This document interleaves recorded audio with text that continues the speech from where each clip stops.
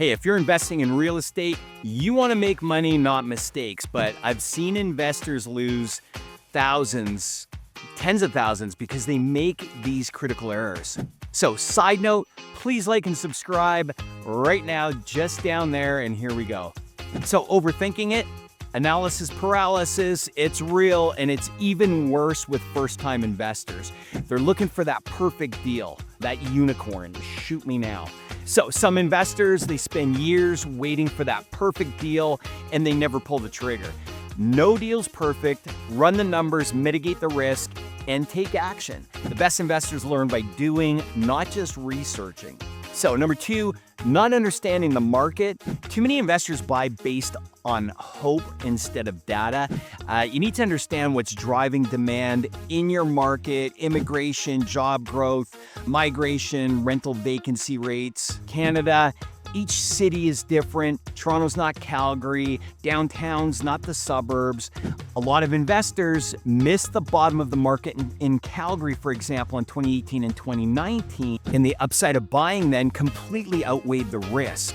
With like super low interest rates, big cash flow, the investors who hesitated ended up losing out on a massive opportunity. And the guys that bought, boom, they cashed in. How about now? Tariffs coming up. There's gonna be opportunities. What about the market slowing? This could mean more distressed properties and lower interest rates. And if people are scared to buy, then they rent. More rentals equals higher rents, which equals more cash flow.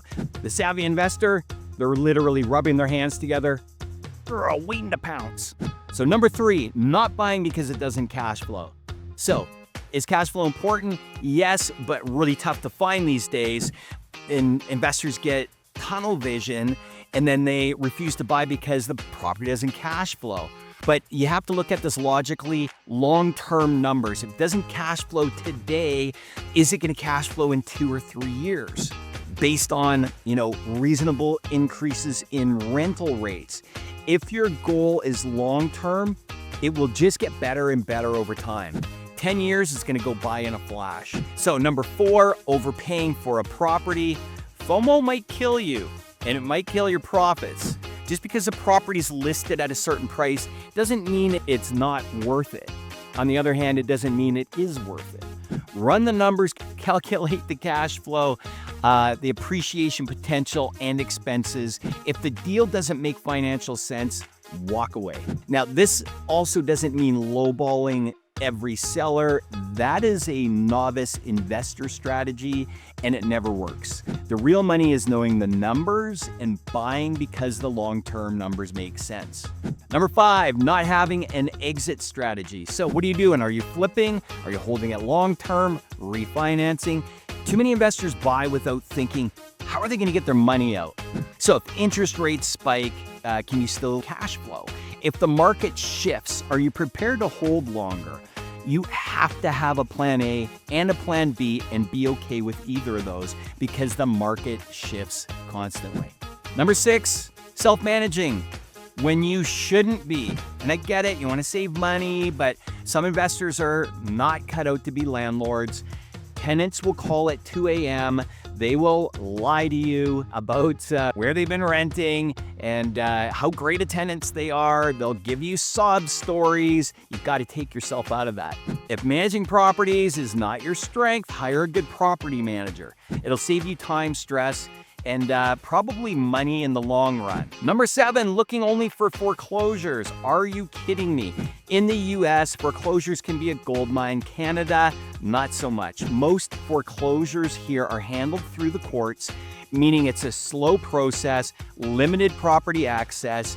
The courts decide whether it's a good deal or not a good deal, and there's no guarantees about the condition. Not to mention, by law, they have to sell at market value. They can't, fire sale them. So instead, look for motivated sellers, distressed properties, or underpriced listings for better deals. But distressed properties even, how can you tell? You can't, unless the seller outright says it, and that's really rare.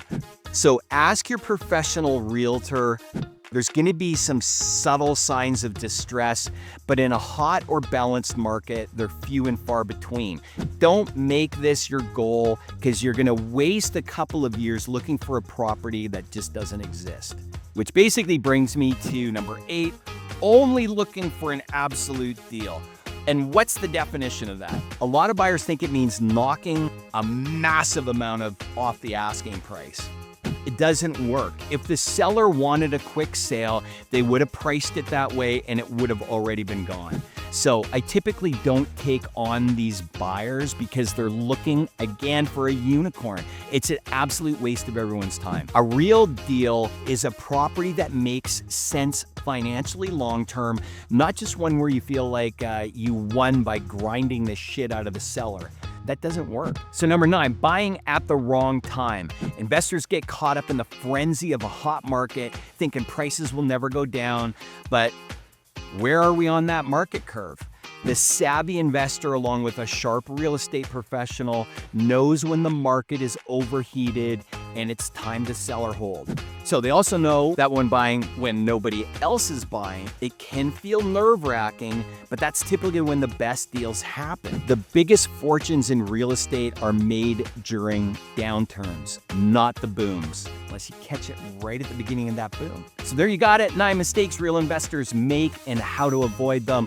Listen, if you found this helpful, like and subscribe.